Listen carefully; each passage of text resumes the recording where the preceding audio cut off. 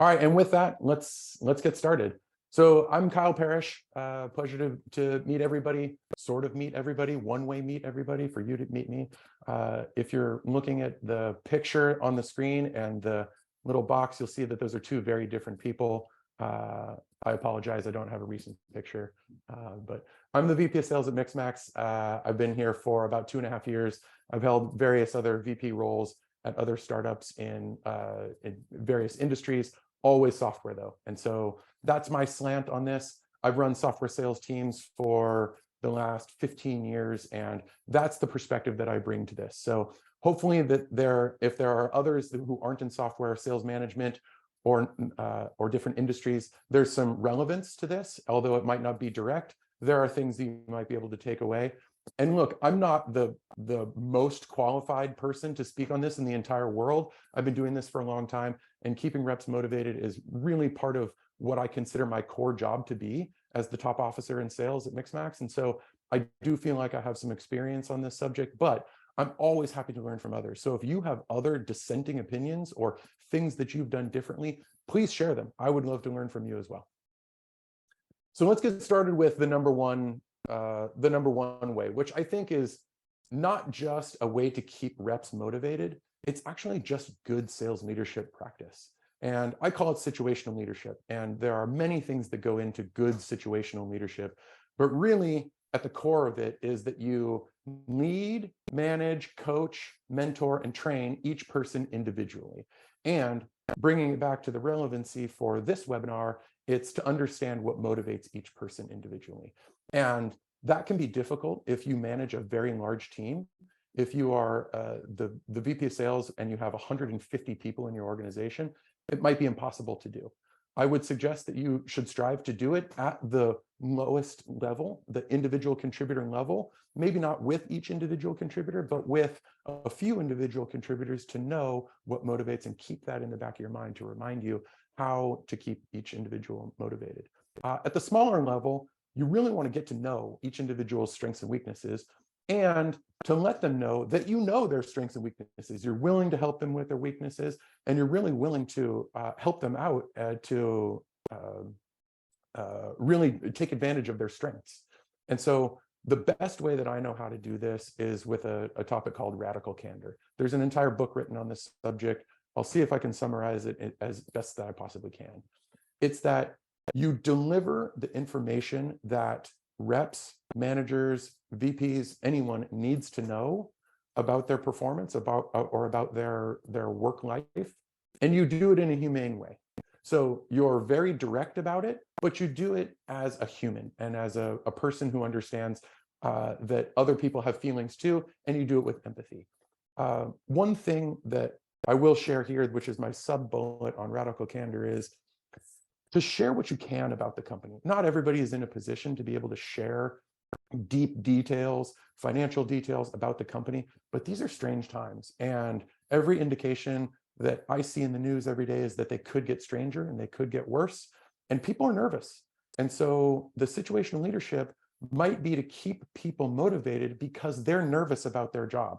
They're nervous about the company. They're nervous about the future direction of the company. And so I'm not suggesting that you share everything or that you overshare and scare people, but share what you can and don't make it rosy. People see the news. People know that times are strange right now. And that is what's causing a lot of demotivation, actually. You had quiet quitting that was a hot topic a while ago. I don't think that's happening anymore because it's actual layoffs now, which is a much worse situation to be in.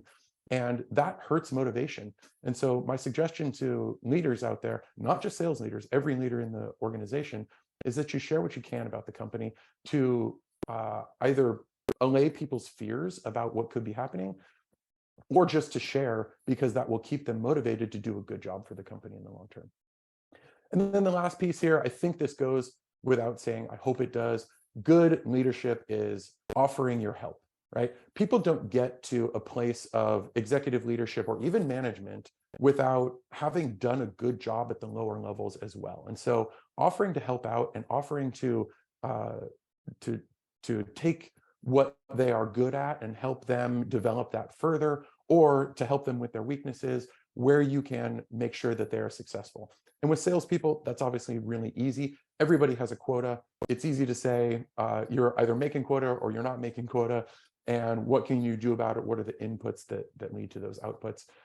And then to offer to help individually. And so I think that's just a good reminder. And I'll actually come full circle to this on the last slide, I believe, is the sales leader should be making the big decisions for the organization, but you also need to remember what's happening at the lowest levels, at the individual contributor level as well, and offer to help out there. Times are weird, and to be thinking really long term is so hard to do right now. We're talking, as most companies are right now, talking about 2023 and trying to set goals for 2023.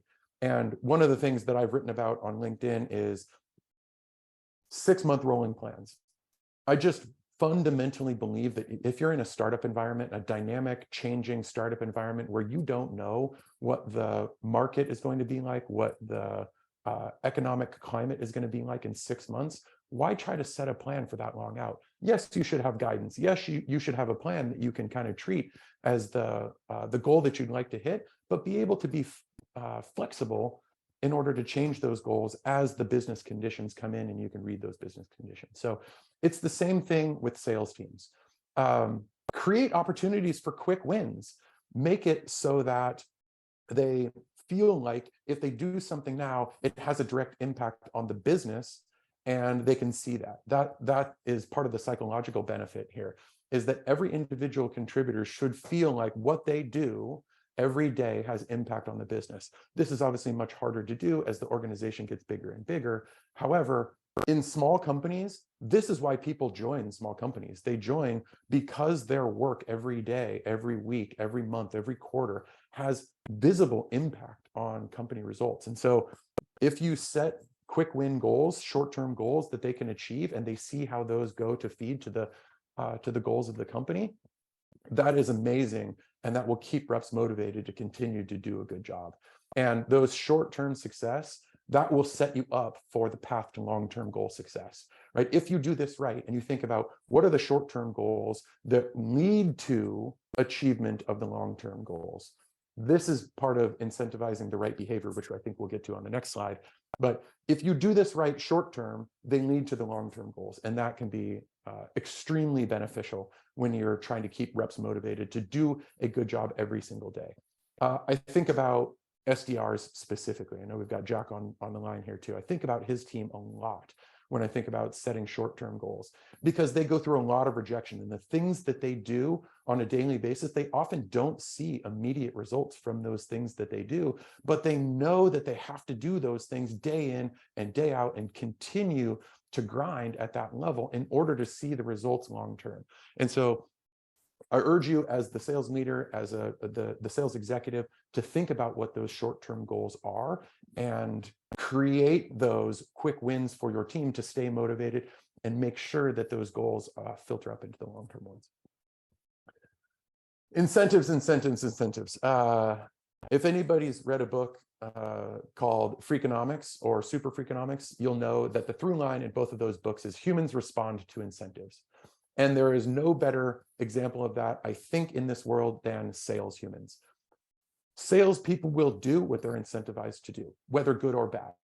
Take a comp plan, for example. A good salesperson will figure out how to leverage that comp plan and figure out a way to make money off of that comp plan. And so the job of the sales leader, I'm talking about comp plans now, I'll get back to motivation here in a second. The job of the sales leader is to make sure that if a sales rep does take advantage of that comp plan, that it benefits the company just as much as it benefits that individual salesperson, because that's what they're going to do.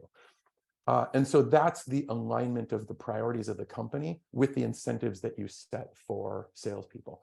And here I'm talking about things like spiffs and rewards and things like that, a little bit more short term. The comp plan, of course, is going to be there for the entire year, and maybe that needs to be changed halfway through the year. I know our comp plan did change slightly halfway through this year as we saw business conditions come in. That's part of the 6-month rolling plan that I highly encourage people to look into if that's an availability for your business.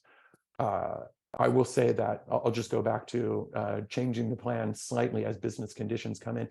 Even public companies do this, right? They look at their performance some part through the year, and then they dictate what their guidance is going to be through the rest of the year, right? So they do this. There's just no reason why a small business should set a year plan and myopically focus on that. They should be willing to be flexible here. Sorry, I accidentally hit forward.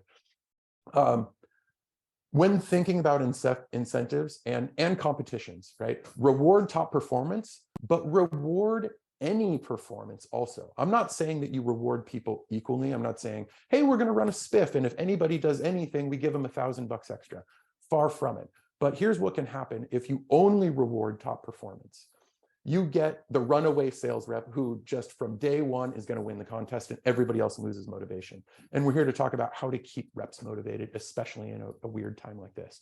So the way that we run spiffs at Mixmax is we reward any performance against the set goals that we set. That was weird. Against the goals that we set. And we incentivize that so that people continue to keep going because they know that they can achieve something. I'll give you an example. We had a spiff a while ago because G2 reviews were important to us in order to be in a better position in G2. And so we rewarded our reps for going out and getting their customers to give us a G2 review. No, it wasn't much, but it was every time they did something that we wanted them to do, we gave them a little something. And that in aggregate added up to something significant for folks that really leaned into this. And so I encourage you to find ways to not just say, hey, we're giving $1,000 to the top performer, but if you have a $1,000 budget, give $500 to the top performer and reserve the rest for kind of a waterfall down. And I'm talking about cash now, but that does not have to be the only reward that you give for incentives and contests and spiffs and things like that. There are many different things that motivate people. Go back to situational leadership and knowing what motivates each individual person. Maybe that cash in their pocket is the most important thing. Usually it is with salespeople, but sometimes it's extra equity. Sometimes it's paid time off. If you don't have an unlimited paid time off like Mixmax does, that can motivate some folks. Donations to charity, especially around this time of year. That might be what really motivates somebody. They have a cause that they believe deeply in, and they would much rather see the $100 go to their charity rather than come into their pocket, have to pay taxes on it to then donate to the charity. Have the company donate directly, saves the tax burden. There are people who are motivated by advancement in their career, like training, or to be able to do certain things that they wouldn't be able to pay for themselves. And then there's also just pure recognition. It's always a surprise to me to see the statistics, which I can't repeat right now because my brain doesn't remember all of them perfectly. But there is a good percentage of salespeople out there that are so motivated by a mention of their name on the all hands, by the CEO, by the sales leader. An email that goes out with this SDR found this opportunity, which we then closed for $100,000.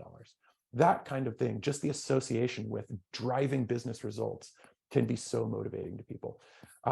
Not everybody is in an office anymore, but I still think that trophies can work if people are motivated by them. We used to do this when we were in office, and we had a trophy that got handed month to month to people who were the top performer that month. Just having that on their desk as a talking piece can be motivation in and of itself. And here I would love for people to tell me what usually works with your sales teams. This is part of me learning from you. And so we've got a pop-up poll that just happened. You'll see that there is a choice on here of other, and this is where I'll ask you to put it in the chat. If you choose other, and there's something that I haven't mentioned here that you have found works really, really well for you, please mention it. I would absolutely love to hear other exciting, interesting things. And we'll give people about a minute. And not that you want to hear more about me personally or where I live or anything like that, but I'm about to celebrate Movember. I know that I'm sort of cheating with the beard, but right after this call, I plan to go shave off the beard and absolutely mortify my wife by only having a mustache, which thankfully for her will only last for about 2 weeks until the end of the month. Okay, in about 30 seconds, we're going to wrap up the poll. Hopefully this is enough time for people to vote. Be really interested to see what the results are. All right, Rita, if we want to wrap up the poll here.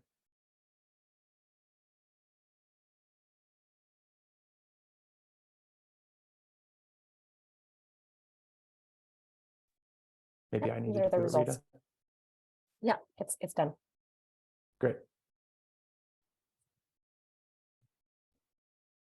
Okay, looks like 67% said cash, not surprising.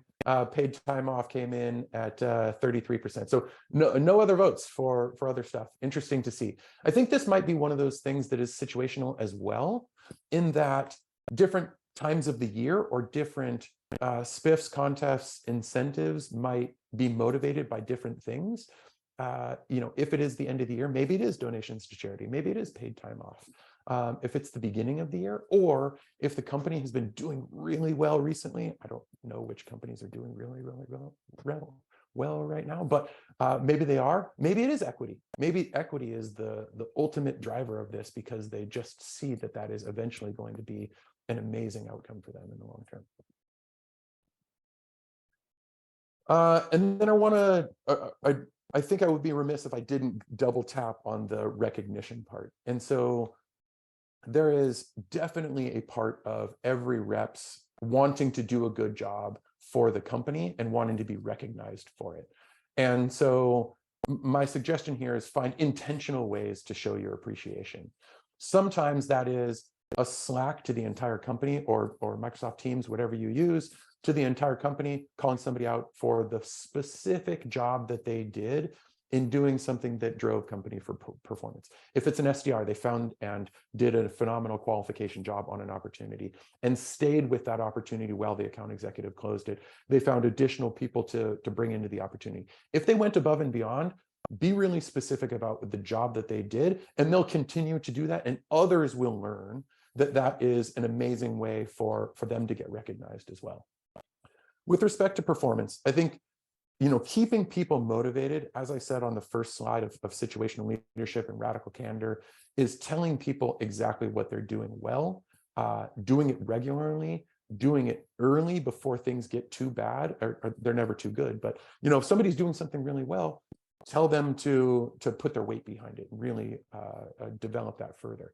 If it's not going so well, course correct really quickly and discuss that with them. That will keep them motivated. If they feel like they're doing something and not getting any feedback on whether they're doing it right or wrong, take SDRs or full cycle account executives, for instance.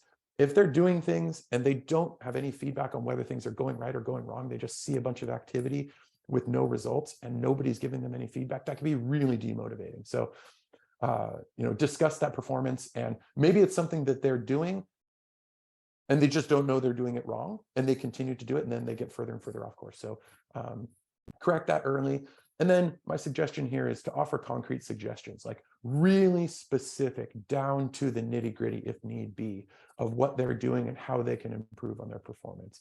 And if it's poor performance, suggest to them that you're here to help them get it back into the realm of good performance, because as with most salespeople, they're paid on their performance. And so this matters to their pocketbook as well. And then the last one, I told you I'd bring it full circle to having leadership get involved. Depending on the size of the org, this might be too hard to get involved, but I suggest that every sales leader, no matter what the size of the organization, should still be involved in some deals. Now, this is going to vary greatly. I personally love to get involved in deals where I can be additive, right? I'm going to be hands-on without taking over. And this can be hard for some sales leaders. I urge you to find the right balance and to ask for feedback on if you're being overbearing, taking over the deal, because this can be pretty easy to do, especially if you've got a superstar VP of sales who's been a really, really successful individual contributor and can do it really like it's like riding a bike. They just get right back into it. And so I do suggest that you offer to help, get involved, know what's going on, show them what good looks like without taking over. And this can be super motivating if done right. It can also be very demotivating if you take over. That's why I really want to stress, do not take over, because then the sales rep sits back and says, it's out of my control. They don't have ownership of it. And then it can be demotivating. And so that's where you can get into trouble. But the right level of engagement and involvement in deals to show them what good looks like and to offer suggestions and then to ask them to go and fulfill those suggestions is absolutely the right tone to strike. And I believe that brings us to a conclusion on the prepared comments portion.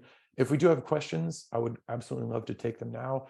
I don't know if we're prepared to do it in a chat, but hopefully there have been some questions in the Q&A. Feel free to ask me anything, really. Something that I didn't cover. If I missed something, or if you believe that I was wrong, I'm happy to hear that. Believe me, I'm somebody who has strong convictions that are loosely held. I have an opinion on everything, but I'm not always right.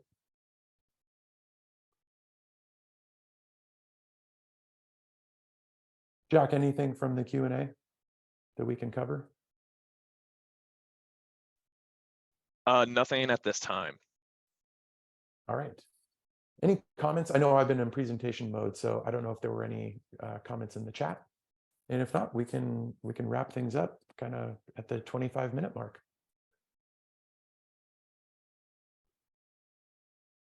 Oh, I think there's one question. Great question. If there's a business slowdown and the team is trying hard, then how can we motivate them? Gosh, this I will tell you from my perspective, this is such a great question, and this is a big part of the 6-month rolling plan for me. There is a business slowdown. There's no question. Look at the layoffs. Look at the news that's coming every single day. Look at, and maybe this is big tech, but certainly in tech, there is a degradation of share prices.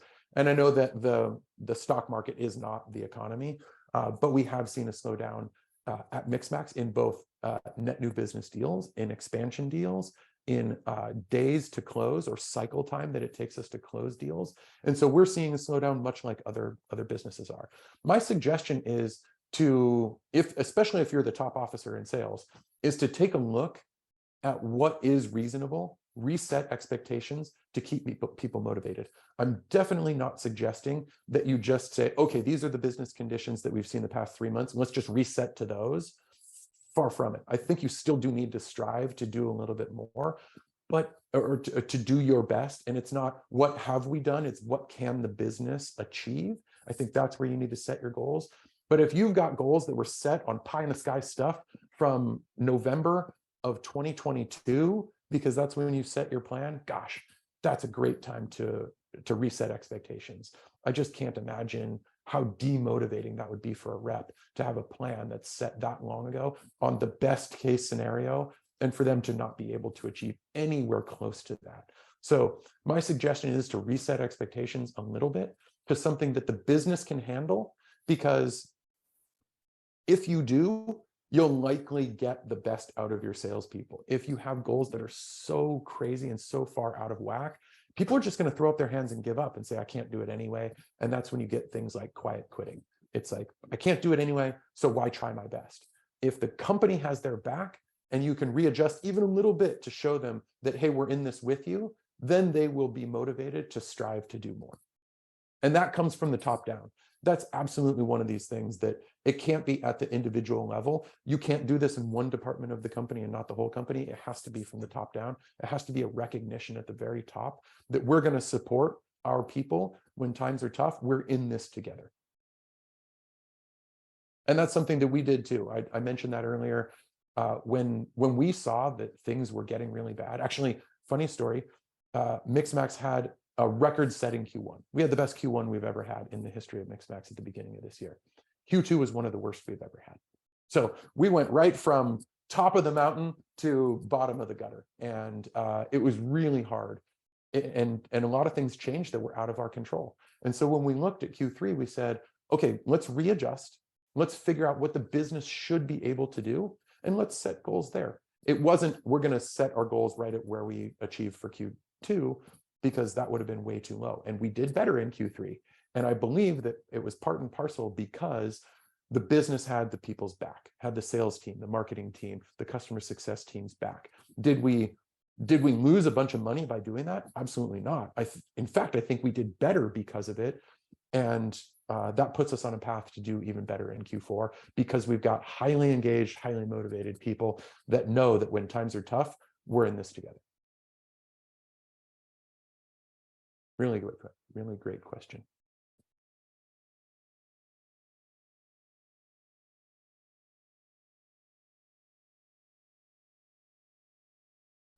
Any other questions? Yeah, there's Yes. another one that came in. Yeah, so question from Aaron here is, how do you recommend managing a blended team of hybrid and remote reps to keep culture top of mind without getting Zoom screen burnout? I wish I had a silver bullet answer for you on that. I absolutely do get Zoom burnout. We've tried happy hours, games, contests, etc., but feel like reps are checked out, feeling what they do day in and day out doesn't matter. You are not alone, Aaron. This is absolutely something that every sales leader, I think, is thinking about that manages remote teams. And here I can tell you what we do at Mixmax that I do believe helps. We're a small business. We've got about 15-ish people on our entire sales team, so not a huge amount. It allows us to do certain things like this. We have a sales stand-up, and it used to be every single day. And now we've given some days over to sales all hands where everybody gets together, and some days over where we meet as a larger group with our marketing team and our customer success team. But still 3 days a week, we have sales only stand-ups. And this includes everybody on the sales team. And it's 30 minutes, and it's not required. If people have other things to do, like customer calls, those always take precedent. But what we do on these sales stand-ups is we talk about the business of the day, what's working, what's not. And sometimes that's not only business. That might be Jack sharing a story about what he did this weekend, or sharing a story about his beloved Ducks winning. And that keeps the culture a little bit looser. So it's not all business. And sometimes I'll say use up, but really it's kind of like waste. But we're doing it with the intent of building up the culture and keeping people engaged and feeling like they have a part in the entire company. Sometimes we use 15 minutes of the 30-minute call to do that. And it's worthwhile because people feel a sense of belonging when they have an outlet to talk about things that are going on. Sometimes the entire 30 minutes is spent by me talking about things that are really important. But here's what I do on these calls. I take important decisions that need to be made about the business, and I bring them to the team. And I say, look, some things are just so important, I can't bring them to you, but anything that impacts you directly as a sales rep or as a manager or as RevOps or as an SDR, the people on this call, I want input from you. I want you to feel like you have a voice in this company in the decisions that we make. And do we take everybody's opinion and incorporate it? Sometimes not, because there's dissenting opinions, but at least people feel like they have a voice. And so those are some of the little things that we do here. I'll tell you one other thing that hopefully is not a new concept, but it is leading with empathy and figuring out how people can understand the day in and day out, the grind that is the day in and day out life of sales, especially when times are tough, right? Things are not going so well right now for some businesses, and sales is the tip of the spear on that. Sales, SDRs, customer success people, even. This is difficult times. And so figuring out a way to lead with empathy and understand that this job is tough, and to try to help people feel some psychological safety in their job will help with motivation, because I could do an hour session on psychological safety and leading with empathy, because it's such a vast and important topic. But I do think that for whatever that means for you and your business, to really understand and make people feel like the job that they do is really important, and that there's some safety in talking about the things that are going right and mostly going wrong right now, and how we can improve. I actually think when I describe and define my job, it's to make important decisions about what we're going to change in the organization, because that's something we should always be doing. Now, I'm not saying that we're making 90-degree turns on changes. We're making 1-degree turns on changes. Things that are going well, we're going to put more resources behind. Things that aren't going well, we're going to course correct to the tune of 1 degree and see where that takes us. And so that's part of what I think of as my job. The other thing that I think of as my job is removing obstacles, removing hurdles from people's jobs to make their job easier. And if you do those things, I think you will get more buy-in, you'll get more motivation, and you'll get more engaged employees. And this last one from Ankit again, we get leads from marketing as MQLs, but the majority of deals move to the cold bucket, as those are not the right SQLs for us. How do you further refine it. Wow. I think everybody struggles with this problem probably. And times like now exacerbate it. And I'll just share openly, since I'm all about transparency. We have this problem internally at Mixmax as well. We have a lot of people demo requesting and becoming MQLs that are not our ideal customer profile, and they don't make for good sales opportunities. And this can be very difficult when reps are starved for pipeline. I can't imagine a worse situation than for a ton of MQLs to be coming in. Reps are starved for pipeline, and they start to convert these things into opportunities that they put in their pipeline, try to close them, and then they end up close losting right away from stage 1 or stage 2 or something very early on in the pipeline. And it's just out of desperation. What that does is it kills your win rates. It makes it look like you can build pipeline, but you can't close the pipeline. And so my suggestion is to take a look at qualification criteria and to make sure that it still aligns with what you want in your closed won deals. And I actually look at it from this perspective. I've got a great relationship with our head of customer success. I think every day about the deals that we close. Are they good deals for he and his team to take and to renew and to grow, and will they be happy, successful customers? And if you think about it from that lens, the deals that we're closing, are they good for our customer success team? And go backwards from that, then that refines your qualification criteria. For us internally, we might be selling deals where they need an integration with a tool that we don't have. And that might just be a bad fit. They might be willing to buy our solution because it's so good at all these other things. But in the long term, if we don't integrate with this one tool that they have, in 11 months' time, they're going to say, we're just not ready to renew. And so that would be a bad outcome for us. If we don't get a customer to renew, I consider that a failure on our sales team, not necessarily on our customer success team, and not necessarily on our product team.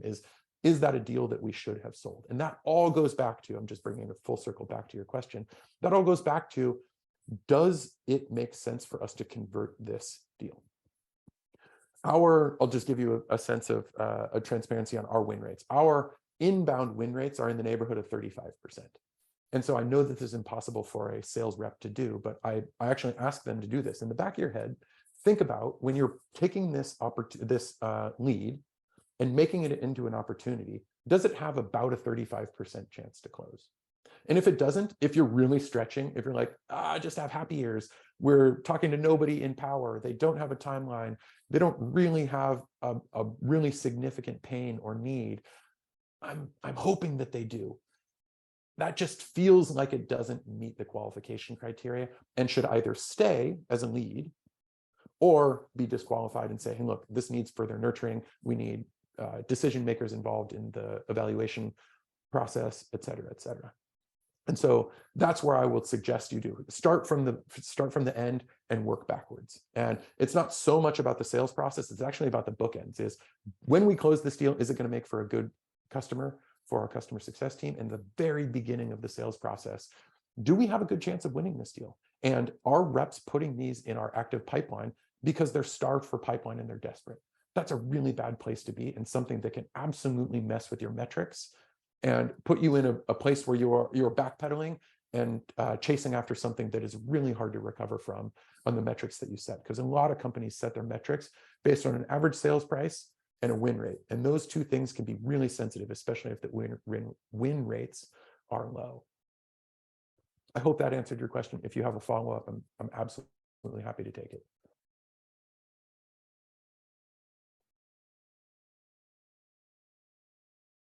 And to make sure there's not too much dead air. Do we have any more questions? Jack? We're all clear over here. Oh, I do see one more. Oh, just to thank you. Yeah, thank you for the questions. I really appreciate it. I mean, this is where the rubber meets the road. If people have questions about this, please feel free to email me. Would love a conversation. My email address is kyle@mixmax.com. Thank you, everybody, for coming today. Really appreciate the attendance. I have a lot of fun talking about this. This is a passionate area for me, and so I appreciate you tuning in. Thanks, everyone. Have a good day.